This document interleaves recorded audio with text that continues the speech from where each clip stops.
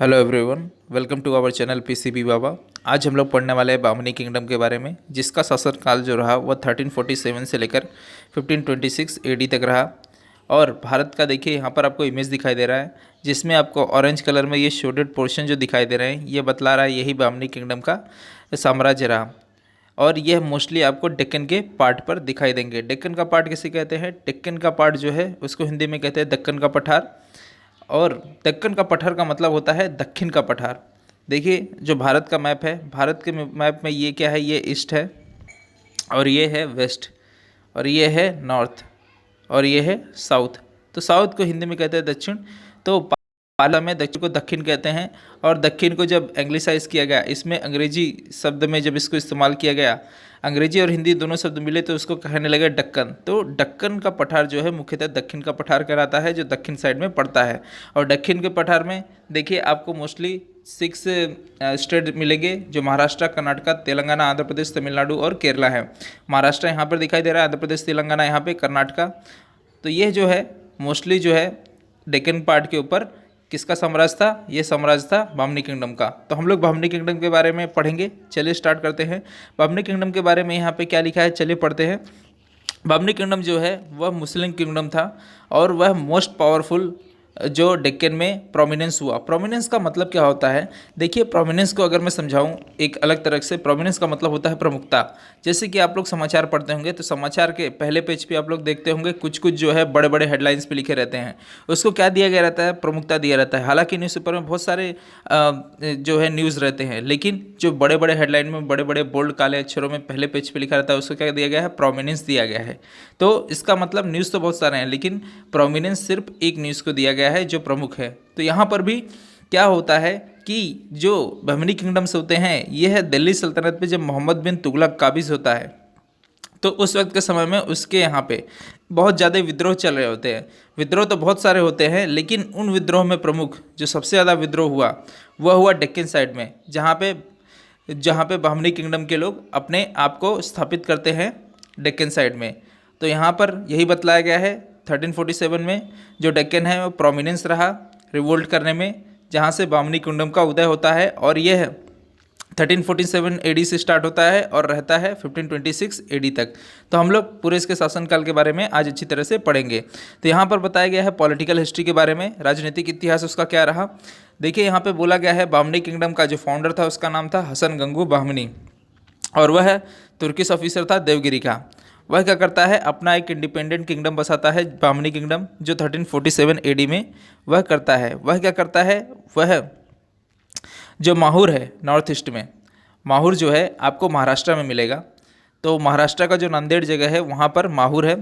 तो महाराष्ट्र का जो सी पोर्ट है वहाँ से लेकर तेलंगाना जो साउथ में है वहाँ तक उन्होंने क्या किया? अपने राज्य को फैलाया। और उसके अलावा उन्होंने तेलंगाना में जो हिंदू रूलर थे उस वक्त में मुसुनरी डायनेस्टी, काकतीय डायनेस्टी के बाद मुसुनरी डायनेस्टी जो है वह रूल कर रही थी, उसे उन्होंने क्या किया? वारंगल में हराया। और उसके अलावा उन्होंने महाराष्ट्र, कोल्हापुर, गोवा, मांडू जो मध्य प्रदेश में, और मालवा ये भी मध्य प्रदेश में है।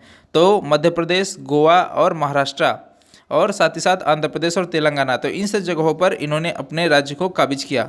और इस तरह से उनका किंगडम स्ट्रेच हुआ कहाँ से कहाँ तक? अरबियन सी से लेकर बे ऑफ बंगाल, बंगाल की खाड़ी तक, जिसमें डेक्कन के ज़्यादातर पार्ट आते हैं। या फिर ऐसा कह सकते हैं कि जो रिवर कृष्णा है, रिवर कृष्णा तक, जो कृष्णा रिवर है वो महाराष्ट्र के महाबलेश्वर से निकला है और आंध्र प्रदेश में जाकर गिरा है। तो आंध्र प्रदेश जो है, आंध्र प्रदेश तक साम्राज्य फैला हुआ था बहमनी किंगडम्स का। कहाँ से कहाँ तक? आंध्र प्रदेश, तेलंगाना जो है आज के समय में, आंध्र प्रदेश, तेलंगाना और थोड़ा भाग कर्नाटक पकड़ के महाराष्ट्र के जो माहौर है जो नांदेड़ में है वहाँ तक क्या हुआ था? साम्राज्य फैला था बहमनी किंगडम का हसन गंगू बहमनी के समय में। हसन गंगू बहमनी फाउंडर थे बहमनी किंगडम के। उसके बाद आते हैं मोहम्मद शाह वन। मोहम्मद शाह वन जो होते हैं ये नेक्स्ट रूलर होते हैं हसन गंगू बहमनी के बाद, और ये अपने समय में हराते हैं बुक्का वन को। बुक्का वन जो है विजयनगर एम्पायर का फाउंडर होता है। विजयनगर एम्पायर के 2 फाउंडर होते हैं, एक होता है हरिहरा और दूसरा होता है बुक्का। ये जो दोनों होते हैं ये फाउंडर होते हैं। तो बुक्का वन को कौन हराता है? मोहम्मद शाह वन जो। और उसके अलावा वारंगल के जो कपया नायक होते हैं इन्हें भी मोहम्मद शाह वन हराते हैं। तो वारंगल और साथ ही साथ विजयनगर एम्पायर को मोहम्मद शाह वन अपने समय में जीते रहते हैं। इसके बाद आते हैं मोहम्मद शाह सेकंड, जिनका शासनकाल रहा है 1378 एडी से लेकर 1397 एडी तक। यह गद्दी पर बैठते हैं और इसके साथ ही साथ यह जो होते हैं यह शांतिपूर्वक वार्ता करने में ज़्यादा विश्वास रखते हैं, ये पीस लविंग होते हैं। और इसके अलावा यह जो है अपने नेबर्स, अपने पड़ोसियों के साथ में फ्रेंडली रिलेशन बना के रखते हैं। इसके अलावा ये अपने समय में बहुत सारे मस्जिदें, मदरसा और हॉस्पिटल बनाते हैं। मोहम्मद शाह सेकंड की मृत्यु के बाद गद्दी पर बैठते हैं फिरोज शाह बाहमनी, जिसका शासनकाल 1397 से लेकर 1422 एडी तक रहता है।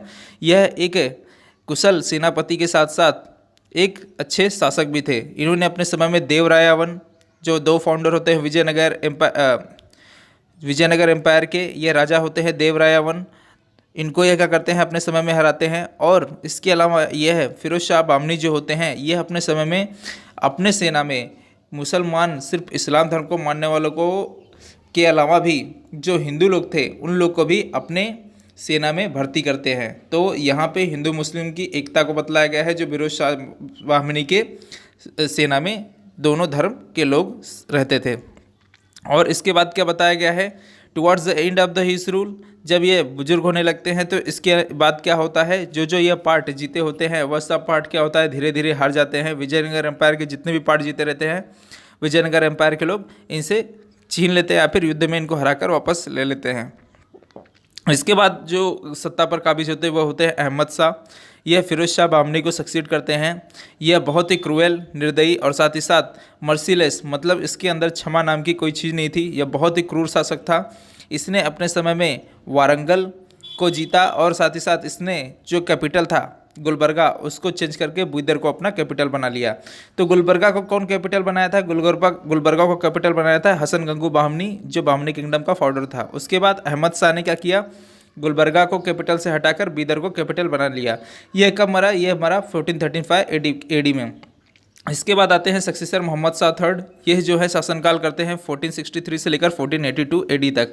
यह एक ध्यान देने योग्य रूलर है, क्योंकि यह जो बामनी किंगडम के गद्दी पर बैठता है यह 9 साल की उम्र में गद्दी पर बैठता है 1463 एडी में, जिसके कारण इसके एक जनरल होते हैं जिनका नाम होता है मोहम्मद गवान। ये क्या करते हैं, जो मोहम्मद शाह थर्ड होते हैं 9 साल की उम्र में गद्दी बैठते हैं, जिसके कारण यह क्या कर सकते हैं, यह आदेश या फिर किसी चीज़ पर अपना परामर्श या फिर कोई अगर जजमेंट लेना हो, निर्णय लेना हो तो यह लेने के काबिल नहीं थे, जिससे कारण मोहम्मद गवान जो थे ये सेनापति थे इनके, और यह राजा का प्रतिनिधित्व भी करते थे, जिसे कहा जाता था रिजेंट। राजा का प्रतिनिधित्व करने का मतलब, इसका मतलब यह है कि मोहम्मद शाह थर्ड के जो सेनापति थे सिर्फ ये राजा नहीं थे, इसके अलावा राजा के सारे जो काम होते थे सब यही करते थे। जैसे आप एग्जांपल में देखिए, अकबर जो था, अकबर के जो रिजेंट थे वो कौन थे, बैरम खान थे। अकबर जो है पानीपत का दूसरा युद्ध जो लड़ता है वो 13 साल की उम्र में लड़ता है। क्या आपको लगता है वो अकबर जीत जाता? नहीं। बैरम खान अपने कुशल नेतृत्व के द्वारा हेमू की आंख में तीर मारता है, जिसके कारण सेना हार जाती है। नहीं तो वरना अगर बैरम खान नहीं होता तो अकबर का जीतना बिल्कुल मुश्किल था। तो वह क्या था, राजा की तरह पूरे काम को देखा, राजा की तरह अपने एम्पायर को बढ़ाया अकबर के समय में। तो वह क्या था, उनका सेनापति था। तो इसी तरह ही यहाँ पर भी मोहम्मद शाह थर्ड का सेनापति कौन था, मोहम्मद गवान, जो राजा की तरह सब कुछ काम किया लेकिन एक रीजेंट के तौर पे, राजा नहीं बना। यह इसलिए बना क्योंकि यह क्या था, एक रूलर जो था उसकी उम्र के हिसाब से ये बहुत ही कम था। और मोहम्मद गवान जो है इसके गाइडेंस में क्या हुआ, बाहमनी किंगडम जो था बहुत ही ज़्यादा शक्तिशाली था। इसने अपने समय में जो कोंकण, महाराष्ट्र का जो सी पोर्ट है, महाराष्ट्र का जो समुद्री एरिया है, उस साइड के भाग को इसने जीता। और साथ ही साथ संगमेश्वर जो महाराष्ट्र के रत्नागिरी में आता है, उड़ीसा, और साथ ही साथ विजयनगर जो आंध्र प्रदेश में कृष्णा नदी जो बही है उसके बगल के पार्ट को इसने जीता। और इसके अलावा बाहमनी किंगडम जो है वह एक तट से, बाहमनी किंगडम जो है वह बोलते हैं कि ताप्ती रिवर से लेकर तुंगभद्रा नदी तक के बीच का जितना भी ज़मीन है वह मोहम्मद गवान ने इतना बड़ा साम्राज्य बाहमनी किंगडम का फैला दिया था मोहम्मद शाह थर्ड के अंडर में। मोहम्मद शाह थर्ड जो थे वह इन्फेंट रूलर थे, छोटे थे, बच्चे थे 9 साल के। तो उनका राजा का प्रतिनिधित्व कौन किया, मोहम्मद गवान ने। और उन्होंने अपने शासनकाल में साम्राज्य कहाँ से कहाँ तक फैलाया, ताप्ती रिवर से लेकर तुंगभद्रा रिवर तक। तो ताप्ती रिवर और तुंगभद्रा रिवर को हम लोग कुछ इसके बारे में चलिए जानते हैं। देखिए ताप्ती रिवर जो है वो मध्य प्रदेश से निकलती है और महाराष्ट्र गुजरात से होते हुए ये अरब सागर में गिर जाती है। देखिए यहाँ पर है और ये देखिए यहाँ पे गिर गई। तो ये रही ताप्ती रिवर। और दूसरी तुंगभद्रा रिवर एक कर्नाटका से निकलती है, तेलंगाना से होते हुए आंध्र प्रदेश में गिर जाती है कृष्णा से जुड़ के। तो यहाँ से लेके यहाँ तक के बीच का पार्ट जो था, मोहम्मद शाह थर्ड जो बच्चे थे तो उनके जो रीजेंट थे मोहम्मद गवान, उनके समय में यह पूरा पार्ट जो है मोहम्मद गवान ने इतना साम्राज्य अपना पूरा फैला दिया था। तो यह है बहुत अच्छी बात थी। उड़ीसा यहाँ पर है तो इतने पार्ट को जीत लिया था। और डेक्कन के बारे में बात करें, जो मोस्टली डेक्कन पार्ट कहाँ पे आता है, तो देखिए डेक्कन पार्ट यहाँ पे जो रेड कलर में आपको आच्छादित दिख रहा है, ये देखिए ये रेड कलर में ये आपको दिख रहा है, ये रेड कलर में ये जो पार्ट दिख रहा है यही क्या है, यही डेक्कन है। डेक्कन देखिए आपको यहाँ पे बहुत अच्छी तरह से दिखाया जा रहा है। मोस्टली डेक्कन पार्ट को उन्होंने क्या कर दिया था, जीत लिया था। तो यहाँ पे डेक्कन आपको अच्छी तरह से समझ में आ जाएगा। और यहाँ पर देखिए आपको तापी रिवर और तुंगभद्रा रिवर के बीच की ज़मीन को मैंने आपको दिखा दिया, ये तापी और ये तुंगभद्रा। तो इसके बीच की ज़मीन को मोहम्मद गवान ने अपने समय में जीत लिया था। आगे चलते हैं, यहाँ पर देखिए मोहम्मद गवान के बारे में बतलाया गया है। जो मोहम्मद गवान थे वह एक कुशल स्कॉलर और साथ ही साथ कुशल शासक भी थे। और इन्होंने अपने समय में बहुत सारे एडमिनिस्ट्रेशन में इम्प्रूव किए थे। उन्होंने फाइनेंस जो वित्तीय या फिर आर्थिक जो धन की बात होती है, उस धन के मामले में जो काला बाजारी होती थी उसको उन्होंने क्या कर दिया था, बंद कर दिया था, जिसके कारण जो धन है वह ज़्यादा तरह से बढ़े। और अपने समय में उन्होंने क्या किया था, करप्शन को पूरी तरह से एलिमिनेट कर दिया था, निष्कासित या फिर ख़त्म कर दिया था। इसके अलावा उन्होंने जो पब्लिक थी, जनता के शिक्षा के बारे में उन सबको उत्साहित किया, इनकरेज किया। और अपने समय में उसने रेवेन्यू सिस्टम जो टैक्स है, टैक्स के मामले में उसने बहुत सारे काम किए। और अपने समय में उसने आर्मी भी जो थी वो डिसिप्लिन, एक अनुशासन के हिसाब से आर्मी को बना के रखा था। मोहम्मद गवान जो है वह दोषी पाया जाता है डेक्कन के मुसलमानों के खिलाफ। वह ऐसा कहा जाता है कि वो डेक्कन के मुसलमानों के से जलता था, ईर्ष्या रखता था, जिसकी वजह से वह जो है अभियुक्त या फिर अभियुक्त पाया जाता है, दोषी पाया जाता है, जिसकी वजह से उसे क्या दिया जाता है, उसको सज़ा मिलती है। सज़ा उसको मौत की मिलती है। जो मोहम्मद शाह थर्ड जो 9 साल का बच्चा होता है, जब वो बड़ा होता है तो वही सज़ा सुनाता है, मौत की सज़ा 1481 में। तो इस तरह मोहम्मद गवान जो एक कुशल सेनापति जो अपने समय में साम्राज्य को फैलाता है, अपने राजा के प्रति वफादार रहता है, उसको ही वही राजा बड़ा होकर मौत की सज़ा देता है। अब इसके बाद मोहम्मद शाह थर्ड जो होता है 1482 में डाइड हो जाता है। और इसके जो सक्सेसर होते हैं वो बहुत ही ज़्यादा वीक होते हैं। और वीक होने के कारण ये आपस में ही झगड़ा करते हैं, जिसकी वजह से बामनी किंगडम जो है वो 5 भागों में बढ़ जाता है। किन किन भागों में, बीजापुर, अहमदनगर, बेरार, गोलकुंडा और बीदर, यह 5 भागों में बढ़ जाता है बामनी किंगडम मोहम्मद शाह थर्ड के मरने के बाद। अगर हम बात करें इन चारों भागों की तो आपको यहाँ पर दिखाई देगा। देखिए यहाँ पर अहमदनगर जो है ये कहाँ पे पड़ रहा है, ये गुजरात और कर्नाटका के बीच में आता है। गुजरात और कर्नाटका के बीच में कौन सा स्टेट आता है महाराष्ट्र। तो महाराष्ट्र के मोस्टली पार्ट पे अहमदनगर का राज्य था। और अहमदनगर के राजा बने निज़ाम शाही डायनेस्टी। और उसके अलावा बीजापुर कर्नाटका में आता है। देखिए यहाँ पर बीजापुर रहा, तो यह कर्नाटका पे राज रहा आदिल शाह का। आदिल शाह वही जिन्होंने बीजापुर में जो फोर्ट बनाया है, जो गोल गुंबज बनाया है, उसको इन्होंने क्या कहते हैं, ये राजा थे आदिल शाह। उसके अलावा गोलकुंडा जो है, यह जो है कर्नाटका, आंध्र प्रदेश और तेलंगाना के कुछ कुछ भागों को लेकर गोलकुंडा बना था, जिसके राजा बनी कुतुब शाही डायनेस्टी। उसके बाद बीदर देखिए गोलकुंडा यहाँ पर है। उसके अलावा बीदर देखिए आपको बीच में दिखेगा। बीदर जो है ये डेक्कन का पार्ट था। तो यह डेक्कन का जो पार्ट है इस पे राज करते हैं कशीम बारिद और अमीर बारिद। तो यह जो आपको नाम दिखाई दे रहे हैं, चारों नाम, यह सब क्या है, यह सब निज़ाम शाही डायनेस्टी के क्या होते हैं, सक्सेसर होते हैं, जो क्या करते हैं, आपस में राज्य को बांट लेते हैं। एडमिनिस्ट्रेशन के बारे में बात करें तो एडमिनिस्ट्रेशन के बारे में ये कहा जाता है कि सुल्तान जो था उसने क्या अपनाया था, उसने फ्यूडल टाइप के एडमिनिस्ट्रेशन को अपनाया था। फ्यूडल मतलब जमींदार। तो किंगडम जो था वह क्या हुआ था, बहुत सारे प्रांतों में बटा हुआ था, जिसे कहते थे तरफ। और हर तरफ का जो तरफ था, जिसे प्रोविंस कहते हैं हिंदी में और उर्दू भाषा में तरफ कहते थे, उस तरफ के जो मालिक होते थे वो होते थे गवर्नर, उनको उस भाषा में तरफदार कहा जाता था या फिर आमिर कहा जाता था। तो गवर्नर जो था वह बहुत ही ज़्यादा पावरफुल होता था और उसके पास सेना की टुकड़ी होती थी। और जब लड़ाइयाँ होती थी तो प्रांत का जो गवर्नर था अपनी सेना की टुकड़ी के साथ में, बहुत सारे हथियारों के साथ में, वह राजा को सेना की टुकड़ी भेजता था और खुद भी जाता था, जिससे वे सब एक साथ मिलकर लड़ाई करते थे और राज्य को जीतते थे। अब यहाँ पर मैंने आपको बता दिया जो भाग हैं बटे हुए, उन सब के बारे में यहाँ पर पूरा डिटेल बतलाया गया है। और यह सब जो पूरे भाग हैं यही सब मिलकर बाद में बैटल ऑफ टेलीकोटा लड़ते हैं विजयनगर एम्पायर के साथ में। जो जो कृष्ण देव राय का दामाद होता है राम राया, उसके साथ में यह सब लोग लड़ते हैं बैटल ऑफ टेलीकोटा। और बैटल ऑफ टेलीकोटा में जीत बामनी किंगडम की ही होती है। अब यहाँ पर गोल गुंबद जो दिखाई दे रहा है, ये गोल गुंबद जो है ये बनवाया गया है बीजापुर के, जो कर्नाटक में बीजापुर के आदिल शाह जो किंग थे उनके द्वारा ये बनवाया गया है गोल गुंबज, जो कि बीजापुर में है। और इसकी खासियत यह है कि आप अगर इसके अंदर चले जाएँ और कहीं से भी अगर थोड़ी सी भी आवाज़ करते हैं तो वह आवाज़ इस गोल गुंबज के अंदर में दूसरे कोने तक सुनाई देती है। बहुत ही इको साउंड, बहुत ही बढ़िया है। तो यह गोल गुंबज बहुत ही फेमस है, बहुत ही ज़्यादा फेमस है। इसके कारण ये वर्ल्ड में बहुत ज़्यादा प्रचलित है। यहाँ पे decline of the Bamni kingdom का डिक्लाइन कैसे हुआ उसके बारे में बताया गया है।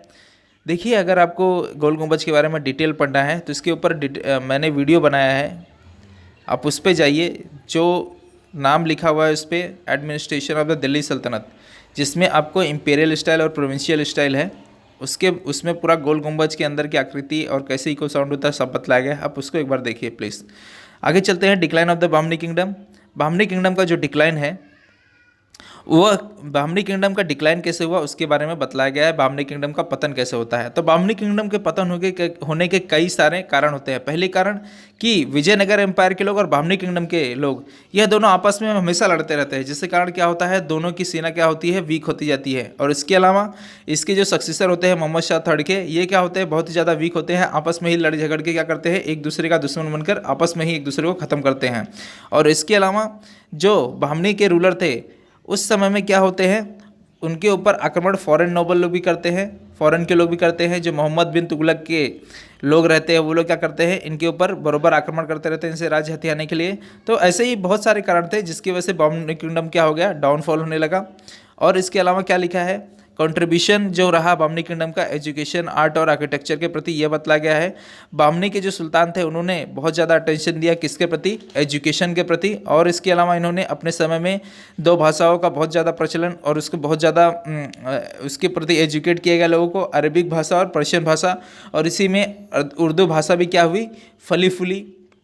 इसके अलावा बहुत सारे मॉस्क, मदरसा और लाइब्रेरीज बने। मॉस्क जो होता है जहाँ पे इस्लाम धर्म के लोग प्रेयर करने जाते हैं उसे मॉस्क बोलते हैं, और मदरसा जहाँ पे लोग बच्चे पढ़ने जाते हैं, जो उनकी पाठशाला होती है उसे मदरसा कहते हैं। और इसके अलावा लाइब्रेरी जहाँ पे बहुत सारी किताबें रखी होती हैं। इसके अलावा जो वहाँ के सुल्तान थे बामनी किंगडम के समय के जो सुल्तान बने, उन लोगों ने अपने समय में और भी बहुत सारे आर्किटेक्चर, वास्तुकला की चीज़ों पर ध्यान दिया। जैसे जुम्मा मस्जिद जो गुलबर्गा में है, उसको बनवाया था किसने, उसको बनवाया था मोहम्मद शाह वन ने, जो हसन गंगू बहमन है बामनी किंगडम के फाउंडर। उसके बाद जो राजा बनते हैं मोहम्मद शाह वन, उनके द्वारा यह बनवाया गया है। इसके अलावा यहाँ पर गोलकुंडा फोर्ट लिखा है। गोलकुंडा फोर्ट देखिए, गोलकुंडा फोर्ट का अर्थ क्या होता है। गोलकुंडा फोर्ट जो है उसमें जो गोलकुंडा शब्द लिखा है, गोलकुंडा 2 शब्दों से मिलकर बना है। गोलकुंडा बना है गोइल प्लस कोंडा, इन 2 चीज़ों से मिलकर बना है, इन दोनों वर्ड से मिलकर बना है। गोइल मतलब होता है पास्चर, होता है क्या है, पास्चर। और कोंडा मतलब क्या होता है, कोंडा मतलब होता है हिल। तो इसका मतलब होता है कि पशुओं को चराने की पहाड़ी या फिर चरवाहों की पहाड़ी। ऐसा कहा जाता है गोलकुंडा फोर्ट जो है काकतीय डायनेस्टी के द्वारा बनवाया गया था। बाद में काकतीय डायनेस्टी को जब मलिक काफूर आकर रूट लेता है, उसके बाद मोहम्मद बिन तुगलक उसे पूरी तरह से सफाया कर देता है, तो उस पर मुसलिम डायनेस्टी बचती है जिसको बामनी किंगडम पूरी तरह से ख़त्म कर देती है।